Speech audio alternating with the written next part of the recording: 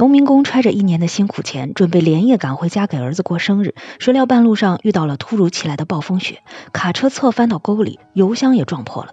大叔死里逃生爬出了驾驶室，望着漫天飞雪，无助的抱头痛哭。为了不被草原上逐渐袭来的严寒冻死，大叔只能点燃轮胎取暖，结果火苗却借着风势点燃了地上的汽油，汽油很快将卡车引爆，大叔也被炸出去几米开外。可暴风雪丝毫没有停止的迹象。为了活下去，大叔只能踉跄着赶路。经过一夜跋涉，大叔终于看到了一处小小的毡房。然而毡房外守着条狗，毡房里的女孩也不肯让他进屋。你走，我家没男人，你快走开！车翻了，没地方去了。这外面太冷了，你先让我进去。我是满家人的朋友，你不要害怕。女孩十分警惕，下一秒便要放狗。